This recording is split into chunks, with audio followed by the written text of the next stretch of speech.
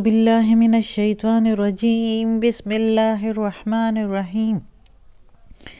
میری محترم ماں اور پیاری بہنوں، آج ہم تلاوت کریں گے انشاءاللہ اپنے اگلے سبق جو کہ ہے آیت نمبر 275 اور 276 انشاءاللہ۔ شروع کرنے سے پہلے میں آپ کو بتاؤں کہ بیل کو کلک کریں تاکہ آپ کو اگلی ویڈیو آسانی سے ملتی رہے۔ اور اب شروع کرتے ہیں۔ اعوذ باللہ من الشیطان الرجیم بسم اللہ الرحمن الرحیم۔ الذین جو یأکلون وہ کھاتے ہیں، الربا یأکلون الربا وہ کھاتے ہیں سود، لا یقومون نہیں وہ کھڑے ہوں گے، الا مگر کما جیسے کہ یقوم کھڑے ہوتے ہیں، الذی جو یتخبطہ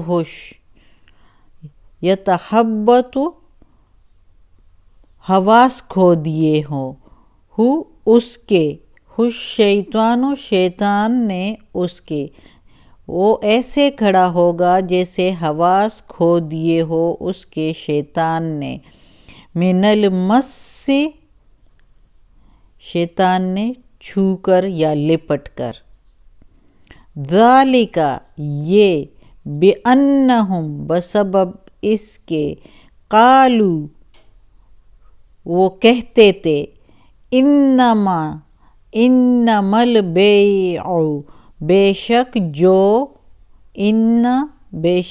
ما جو البیع سوداگری، مثل مثال ہے، مثل الربا سود کی طرح یا سود کی مثال ہے، یعنی سوداگری اور سود ایک جیسا ہے، ایک ہی چیز ہے، یعنی سود بھی سوداگری ہے، وہ کہتے ہیں جو کہتے ہیں۔ وَأَحَلَّ اللَّهُ اور حلال کیا، وَأَحَلَّ حلال کیا، اللہ نے، البیع سوداگری کو، وَحَرَّمَ الرِّبَا اور حرام کیا سود کو، ربا سود کو کہتے ہیں۔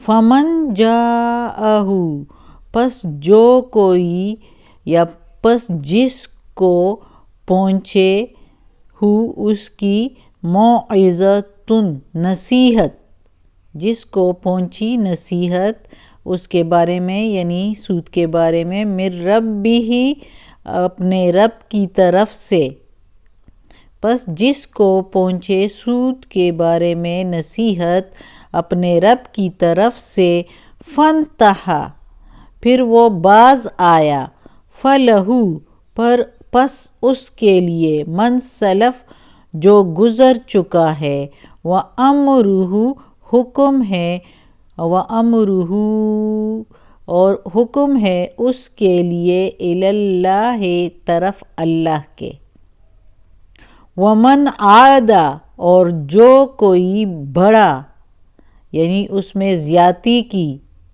پھر بھی نصیحت پہنچ کے بھی، فَأُولَئِکَ پس وہی تو ہے، اصحاب رہنے والے، النار اصحاب النار نار کے رہنے والے، استغفر اللہ، ہم فیہا وہ اس میں، خالدون ہمیشہ کے لیے رہیں گے، استغفر اللہ۔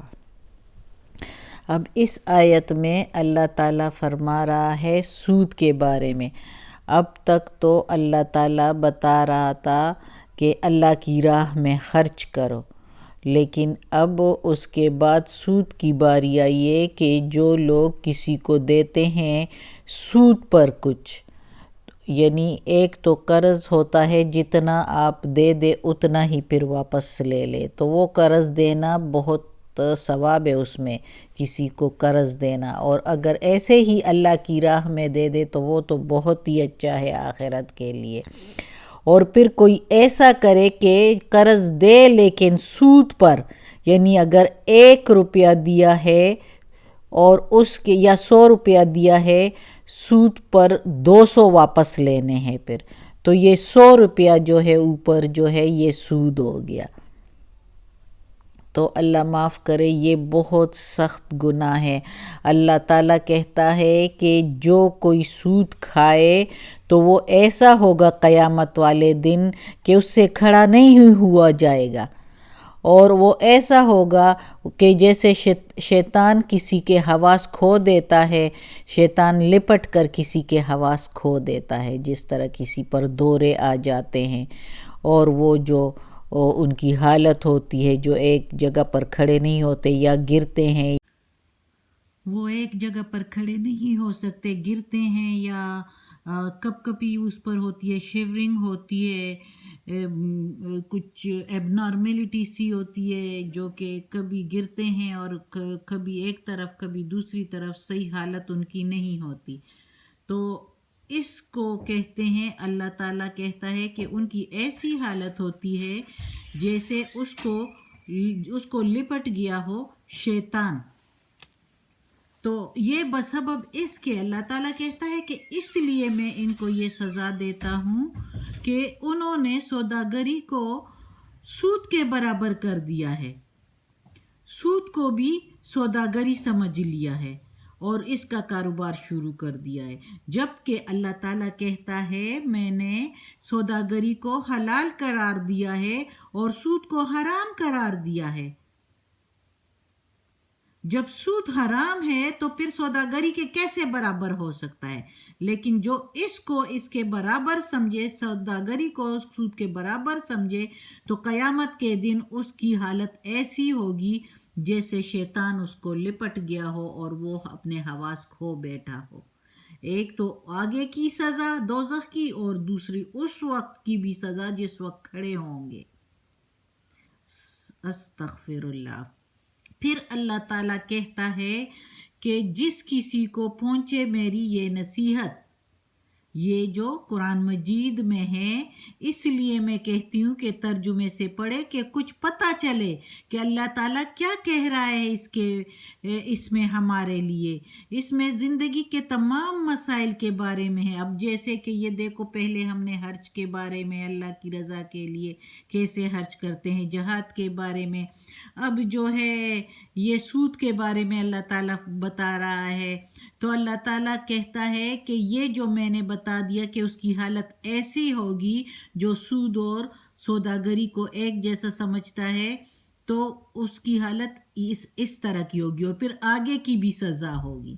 تو اللہ تعالیٰ کہتا ہے کہ یہ میری نصیحت جس کسی کو پہنچے اور وہ پھر ڈر کے اللہ سے خوف کر کے اور وہ باز آ جائے، فنتہا باز آ جائے سود سے، تو اس کا جو پچھلی بات ہے، جو اس نے جو سود پر پیسے دیے تھے، کسی کو مال دیا تھا یا پیسے دیے تھے سود پر، تو وہ پھر اس کو نہ لے، یعنی اس پر جو سود پر دیا تھا اس سے مزید سود نہ لے اور اس کو وہ معاف کر دے۔ تو اس کا حکم پھر اللہ پر ہے کہ پچھلا جو اس سے پہلے اس نے لیا، اللہ اس کو معاف کرے یا نہ کرے، امرہ اللہ، اس کا حکم اللہ کے پاس ہے، اللہ پھر جو کچھ کرے تو کر سکتا ہے۔ اور جو کوئی زیادتی کرے، آگے بڑھے، تو پھر اس کے لیے تو آگ ہے، دوزخ ہے، اللہ نے تیار کیا ہے، اور وہ ہمیشہ کے لیے اس میں رہے۔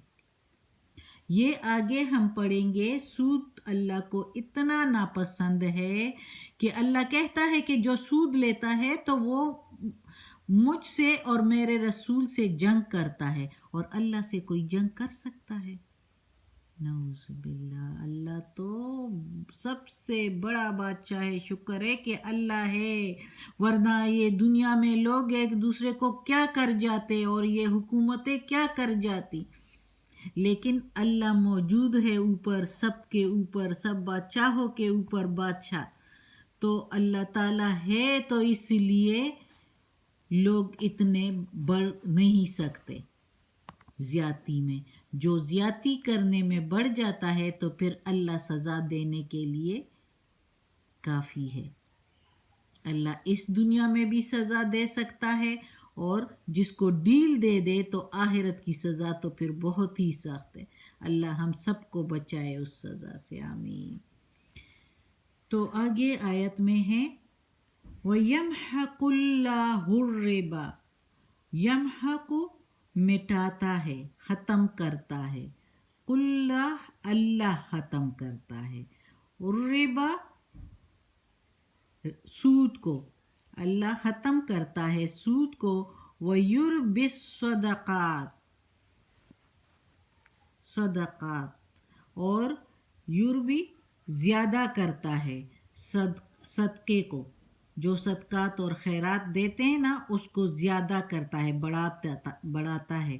واللہ، اور اللہ، لا یحب نہیں پسند کرتا، کل ہر ایک، کفارن منکر، اثیم گناہگار، ناشکرا گناہگار یا منکر گناہگار کو اللہ پسند نہیں کرتا.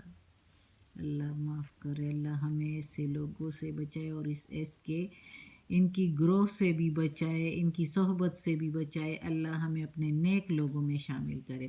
تو اللہ کہتا ہے کہ میں مٹاتا ہوں سود کو اور زیادہ کرتا ہوں صدقات کو. اس کا مطلب کیا ہے کہ اللہ تعالیٰ کہتا ہے کہ جو سود لیتا ہے تو اس کی کمائی میں کوئی بھی جو ہے اس میں برکت نہیں ہوتی، اس میں برکت نہیں ہوتی، اور وہ جو ہے اگر بہت بھی لے اللہ ڈیل دے اس کو اور وہ لیتا رہے تو آخر میں اس پر افلاس آ ہی جاتا ہے اور وہ جو ہے سارا کچھ کھو دیتا ہے. سود لیتے لیتے سود کی کمائی میں برکت نہیں. اور اللہ تعالیٰ کہتا ہے کہ جو صدقات اور خیرات دیتے ہیں تو اس کو میں اور بھی زیادہ کر دیتا ہوں، اس کو اپنے فضل میں اور بڑھا دیتا ہوں، فضل کرتا ہوں اس پر. اور اللہ پسند نہیں کرتا ناشکر گناہگار کو. جو سود لیتا ہے تو سمجھ لو کہ وہ گناہگار ہی ہے نا. اللہ پسند نہیں کرتا کہ میرے بندوں پر زیادتی ہو. اب دیکھو نا، سود میں بھی کسی کو قرضہ دے کے اور پھر اس سے ڈبل لینا، تو یہ زیادتی ہوئی اللہ کے کسی کمزور، مالی طور پر کمزور بندے پر. تو اللہ کتنا مہربان ہے، اپنے سارے بندوں پر برابری کرتا ہے سارے بندوں میں، کہ ایک اگر کے پاس زیادہ ہے تو دوسرے کو دے تو اس پر سود نہ لے تاکہ دوسرے کو اور سختی ہو جائے. جو قرضہ لیا آلریڈی اس کے پاس کچھ نہیں ہے اور یہ جب اس پر سود لیتے ہیں تو وہ کہاں سے پیدا کریں گے اتنا. اللہ اتنا محبت کرتا ہے اپنے سارے بندوں پر. اللہ ہمیں بھی توفیق دے کہ ہم اللہ کے اس محبت کا اور اس پیار کا جو ہے ان کی برداری کرے، بدلے میں ہم فرما برداری کرے اور ان کی ہر حکم کی تعمیل کرے. آمین ثم آمین. اللہ ہمیں صدق اللہ العظیم، اور اللہ ہمیں اس قرآن مجید کا ترجمہ مکمل کرنے کی توفیق دے، اس پر عمل کرنے کی توفیق دے، اور اللہ ہمیں ہمارے والدین کو، ہماری اولاد کو، ہمارے بھائی بہنوں کو، بھابھیوں نندوں کو، سارے گھر والوں کو اور کل سارے رشتہ داروں کو، کل مومن مسلمانوں کو جنت فردوس میں جگہ عطا فرمائے، دوزخ کے عذاب سے بچائے اور قبر کی سختی آسان فرمائے. یا اللہ، یا پروردگار، یا رب العالمین، ہماری بیماریاں، پریشانیاں اور تکالیف ساری ختم کر دے. یا اللہ ہمیں عافیت والے معاملات دے. یا اللہ ہمارے اولاد کے جو پیپرز ہو رہے ہیں یا اللہ ان کا حافظہ قوی کر دے کہ وہ آسانی سے یاد کر سکے، اور جو یاد کیا ہو پیپر میں وہی آیا ہو یا اللہ، اور وہ اچھا پیپر دے دے اور اچھے نمبروں سے پاس ہو جائے. آمین ثم آمین. जल्दी है कैसी I like it nice and slow